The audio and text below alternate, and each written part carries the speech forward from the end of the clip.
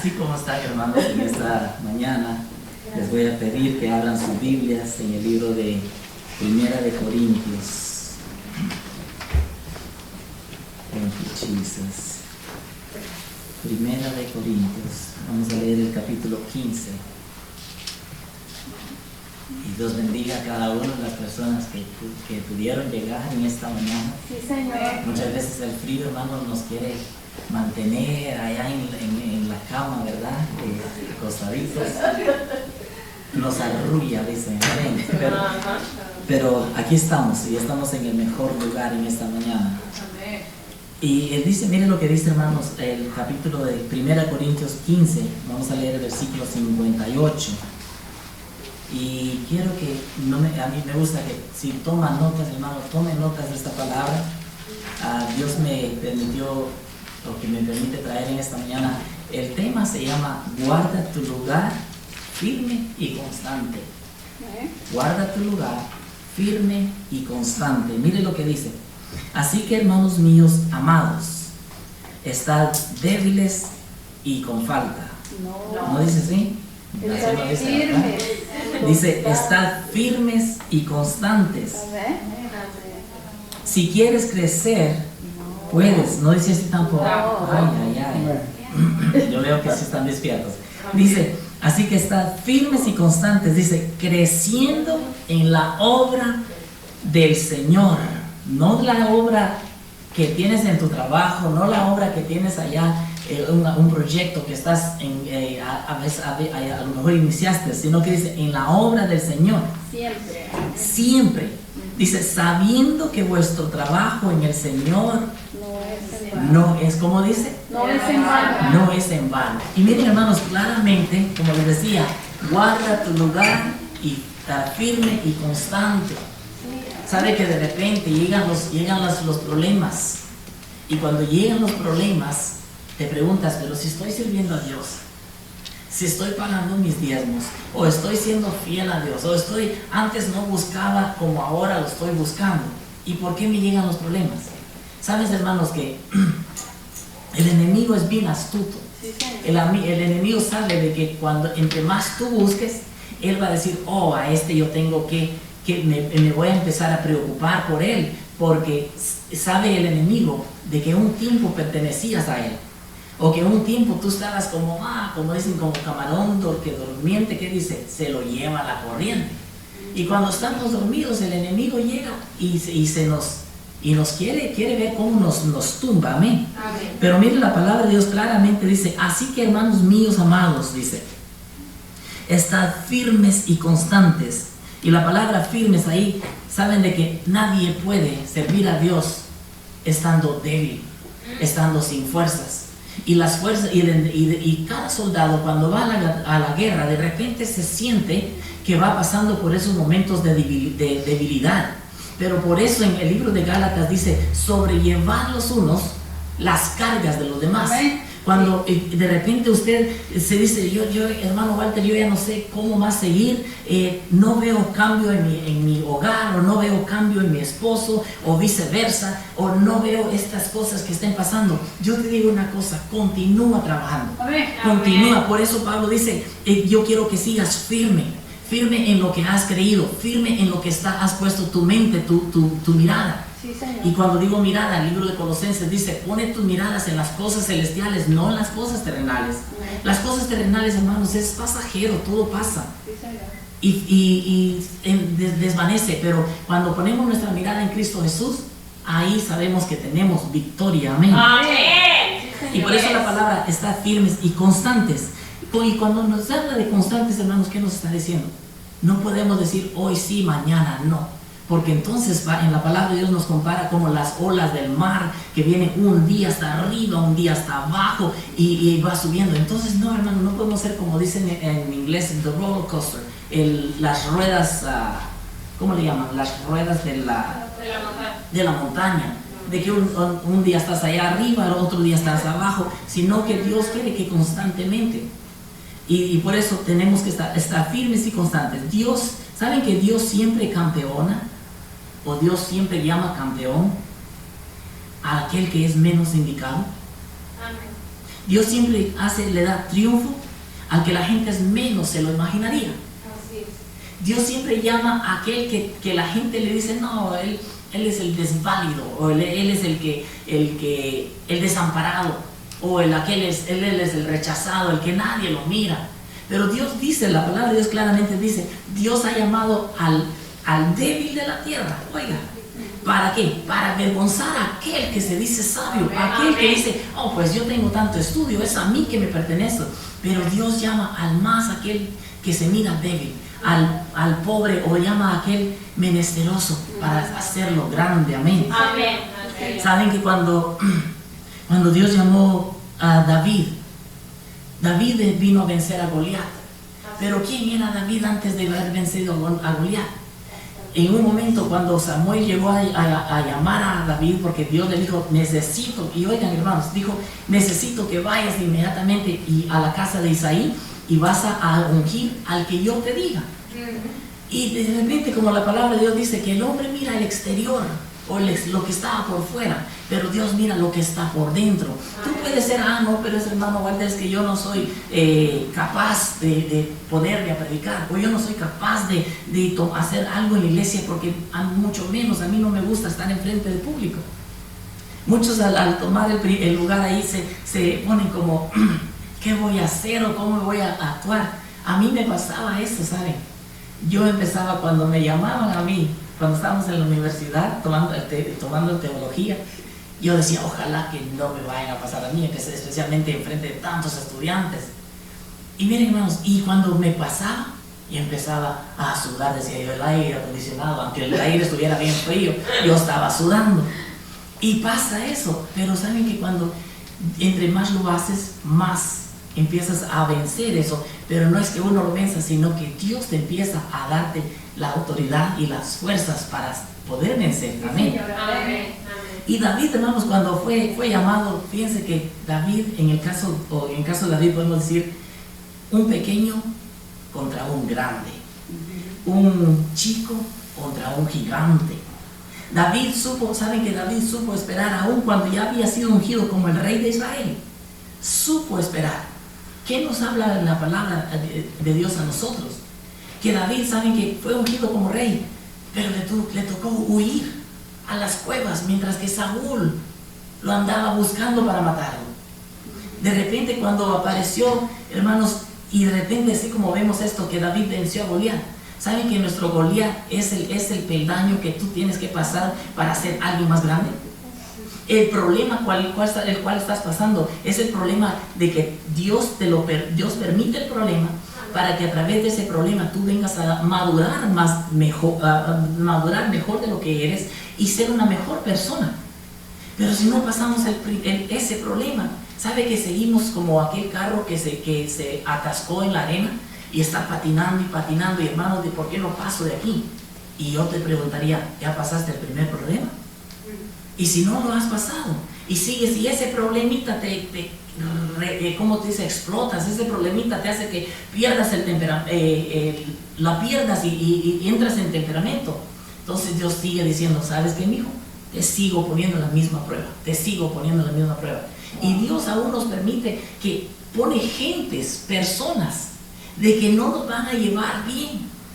Y hay un dicho que dice, no soy monedita, ¿qué dice? De oro para caerle bien a todos. Pero ¿sabe qué? Pero Dios pone esas personas ahí para que esa persona que te cae mal, o esa persona que te está haciendo pasar momentos difíciles, Dios la puso para, como dicen, como la lima otra lima, ¿verdad?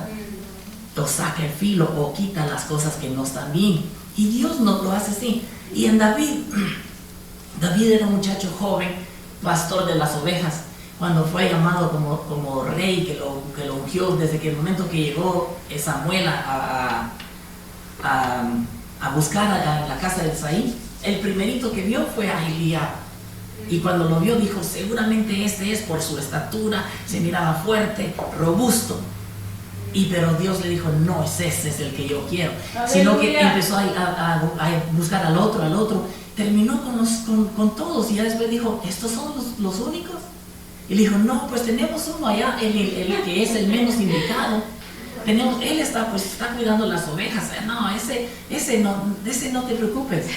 Ese sabes que ni ha estudiado. Pero sabe que David, mientras estaba ya cuidando las ovejas, él estaba practicando con la onda, practicando con cuando venía un lobo, el oso. Imagínense, hasta pelear con un oso, dice la palabra, pelear con un león. Este jovencito. Entonces, cuando llegó Goliat, David dijo: miren, estos los tiene aturdidos, los tiene acobardados, porque el enemigo llega. ¿Y sabes qué hace, hermano? El enemigo llega con los problemas de diferentes formas o aspectos, y nos empieza a intimidar. O decimos: no, es que mi esposa, yo ya estoy cansado de ella, yo así no voy a la iglesia. No te das cuenta que el problema no es tu esposa, tampoco el problema no es tu esposo.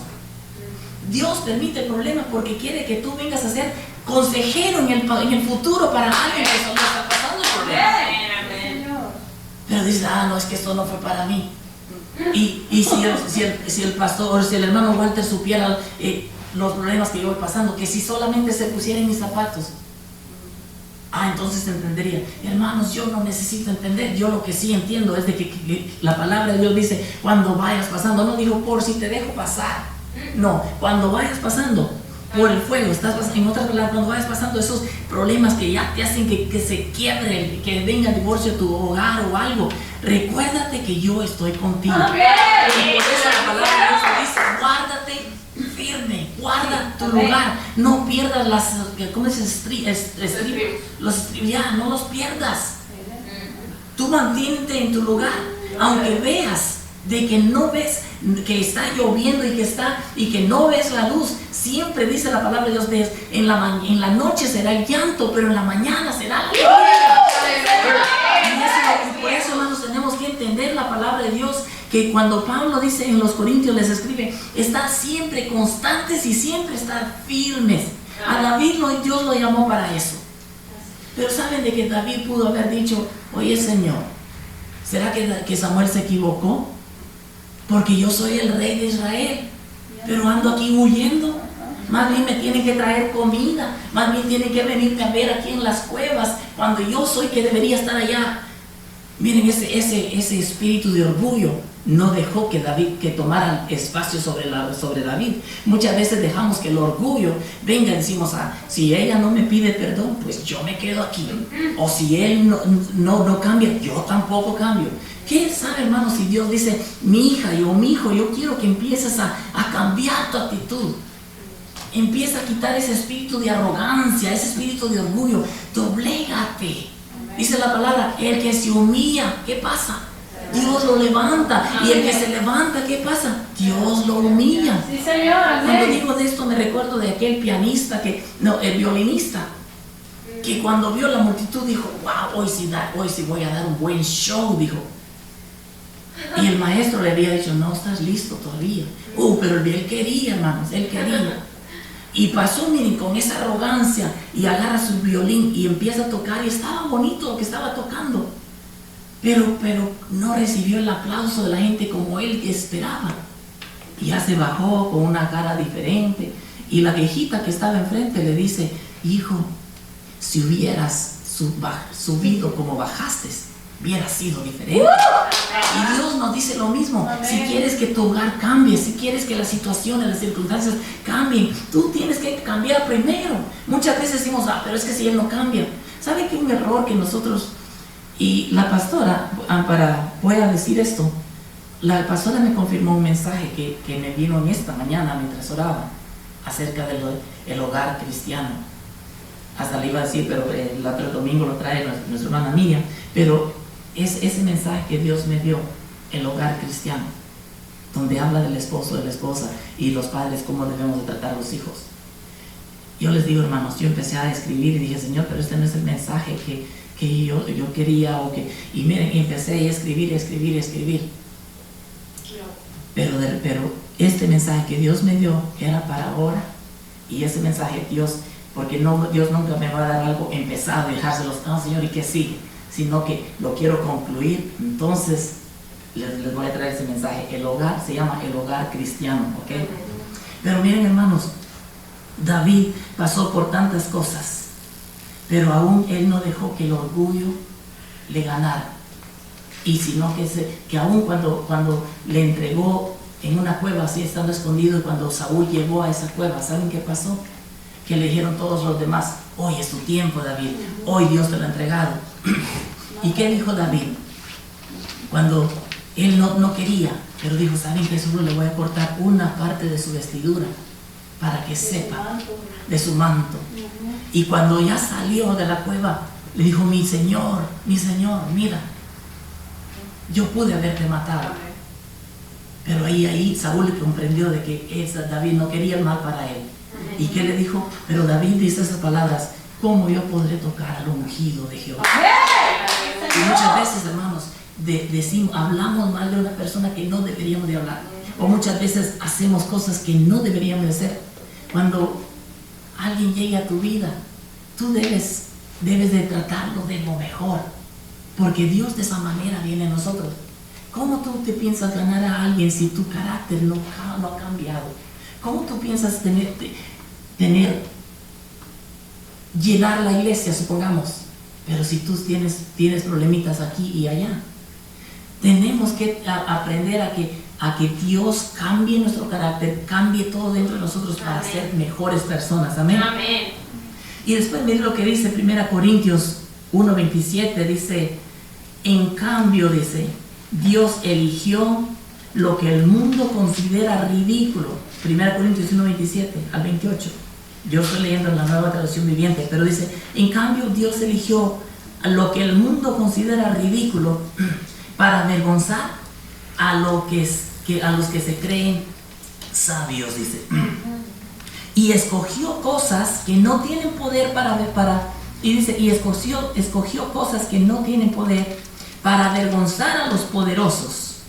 Dios escogió lo despreciado del mundo, oiga eso, lo que se considera como nada, y lo usó para convertir en nada lo que el mundo considera importante.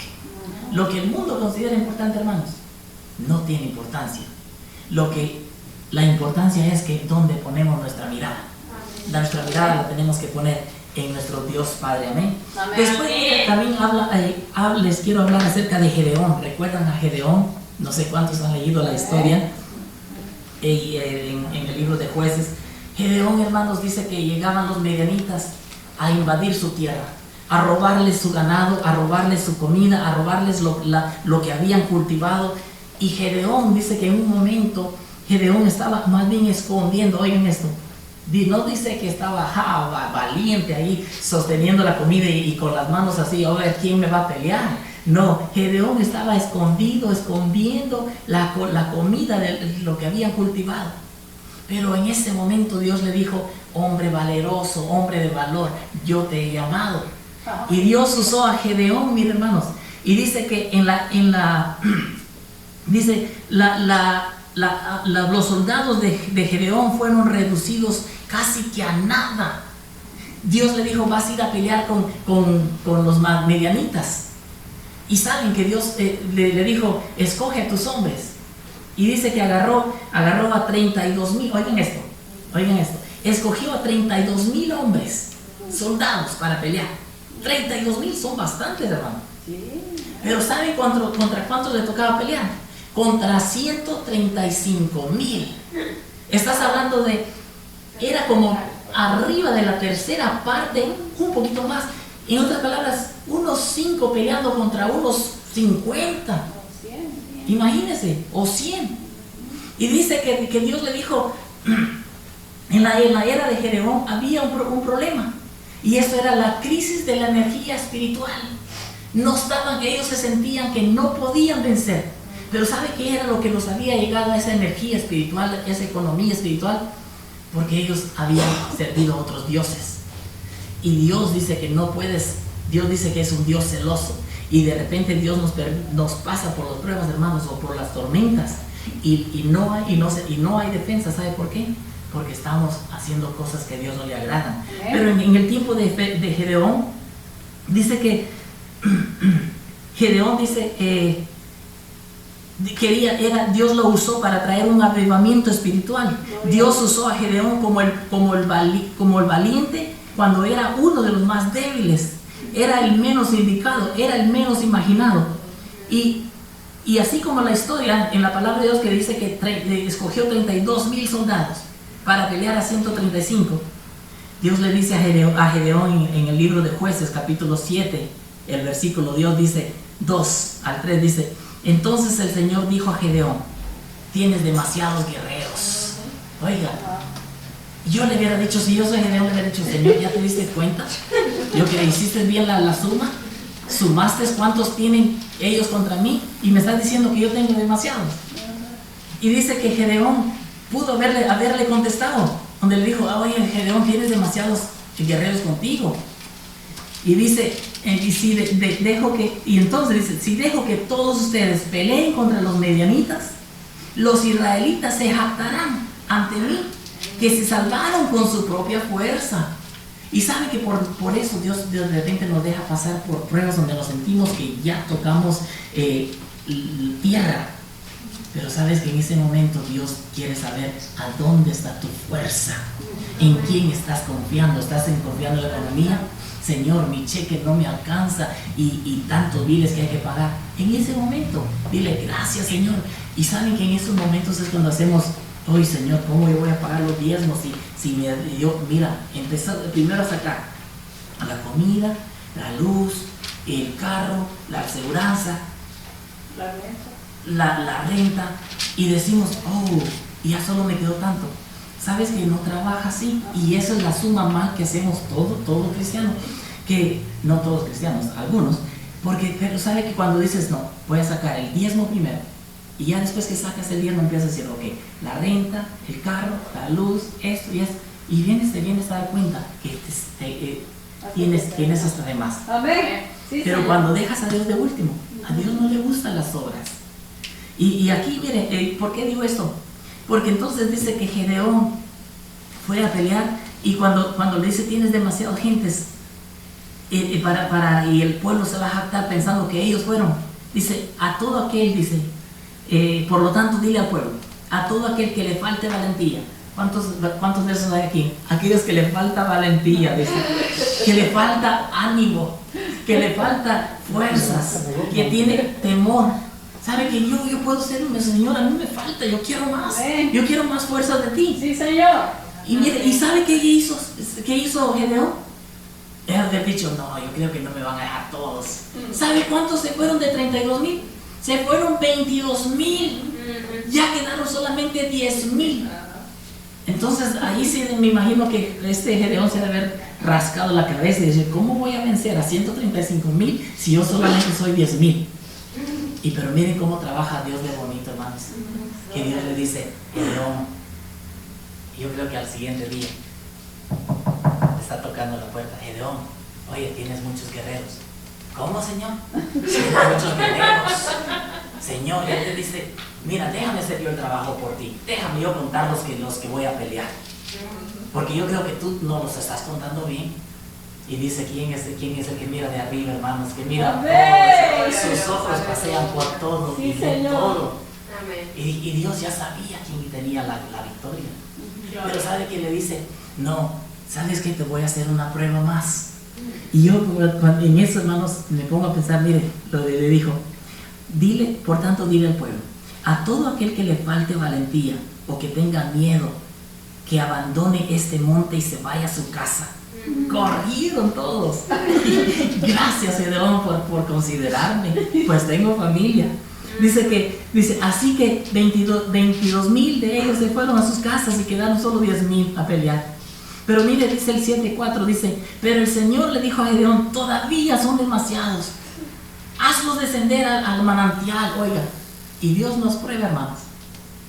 Dice que Dios no prueba nada, pero Dios dice: permite las pruebas. Y Dios quiere ver: voy a mandarle a hermana Rubí, le voy a mandar al hermano Daniel, le voy a mandar estas pruebas, a ver cómo él va a actuar. Y mire, ¿qué le dijo? Llévatelos al manantial. Y dice que cuando los llevó al manantial, dice: yo pondré una prueba para determinar quién de veras irá conmigo. Y, hermanos, Dios así nos dice, ¿de veras estará Él conmigo o estará para atrás? ¿Y qué le dijo? Dice, todo aquel que descienda al agua y que lo veas que agarra y que con una mano, dice, con una mano se lleva hacia su boca y toma el agua de esa manera, a esos 300, oiga, porque fueron 300 nada más, que fueron todos los demás que hicieron, se agacharon. ¿Sabe qué pasa cuando tú agachas la cabeza? El enemigo te hace todo lo que él quiere, hermanos. Por eso tenemos que tener nuestra mirada puesta, dice, con una mano trabajando, pero con la otra mano en el arado. Amén. Y dice que agarró, y entonces, miren, vinieron, yo tengo sed, y tomando, mientras que otros estaban como el tigre que está viendo a ver dónde sale la presa, y tomando agua. Dice que de 10,000 solo escogió 300. Oigan, Gedeón ahí sí se había dicho, ¿sabes qué, Señor? Dejo aquí mi Biblia, yo me voy para mi casa. Pero Gedeón, hermanos, no dejó la Biblia ahí. Dice que Gedeón dijo, bueno, tú sabes, Señor, pues con 300. Pero saben, hermanos, que llega el momento del temor y Dios conoce el corazón. Que le dijo, como vio que Gedeón tenía temor, le dijo, ve allá y vas a encontrar a 2 personas hablando. Y de repente encuentra a Alex y encuentra a Pedro y están hablando. Y Alex tuvo un sueño y le está Alex contando el sueño a Pedro.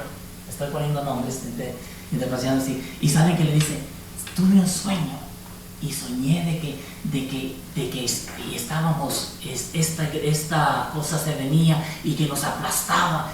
Y entonces el otro lo dice, ¿sabes? Le dice, eso quiere decir que Dios dice que Gedeón tiene la victoria. Y Gedeón necesitaba escuchar esas palabras, hermanos. Como también usted vino hoy, no crea que perdió el tiempo, porque esta palabra que están saliendo de mis labios, alguien de aquí me la necesitaba. Para que Dios diga, para que usted diga, yo necesitaba esta palabra para seguir caminando, porque yo ya estaba a punto de darme por vencido. Gedeón estaba diciendo, ya no puedo, Señor, de 32,000 me bajaste 22,000, de 22,000 me bajaste a 10,000, de 10,000 ahora me das 300, yo no puedo. Pero Dios, hermano, se quiere mover en medio de tus dificultades. Sí, Señor. Dios quiere, en medio de los problemas que vas pasando, Dios quiere decirte, yo aquí estoy contigo. Sí, Señor. Y Gedeón necesitaba oír esa palabra que le dijo el otro, Gedeón tiene la victoria. ¡Aleluya! ¿Y sabe qué hicieron?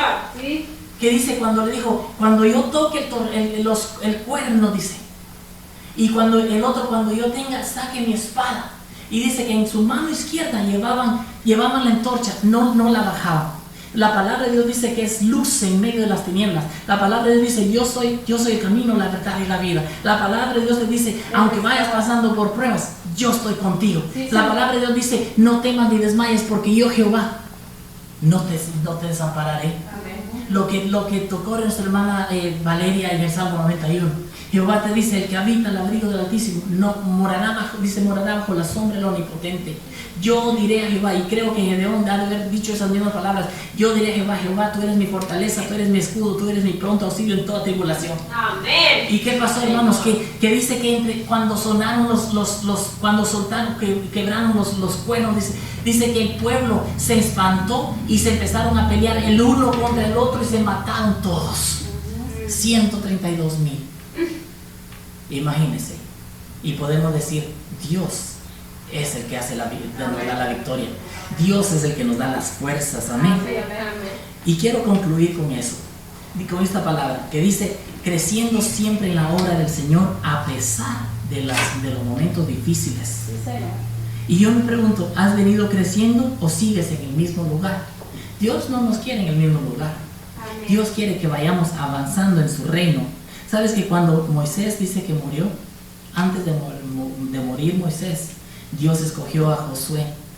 Y a Josué le dijo, en Deuteronomio 31:6, dice, Moisés exhorta, antes de él ser llevado, dice que Moisés le habla diciendo, sé fuerte, en el Deuteronomio 31:6, sé fuerte y valiente, no te amedrentes, o no te pongas, dejes que el temor te domine, porque tu Dios va contigo. Oiga. Amén. Y después y lo vemos y en Josué 1, 5 al 6, ¿qué dice la palabra? Ahora Dios diciéndole a Josué, solo dice, nadie te podrá hacer frente en todos los días de tu vida. Oiga, hermanos, pero esa palabra no solamente fue para Josué, esa palabra fue para cada uno de los que estamos aquí presentes. Solamente te digo, dice, nadie te podrá hacer frente en los días de tu vida. Como estuve con Moisés, también estaré contigo. No te dejaré, no te desampararé. Esfuérzate y sé valiente, porque tú repartirás a este pueblo por heredad la tierra de la cual juré a sus padres que le habría de dar. Sí, amén. Y cuando yo me veo de esa palabra repartiré, nosotros los padres tenemos que repartir la palabra de Dios. Que cuando nosotros fallezcamos o ya no estemos aquí, que nuestros hijos puedan decir, mi papá me enseñó el buen camino, mi mamá me instruyó a hacer estas cosas correctamente.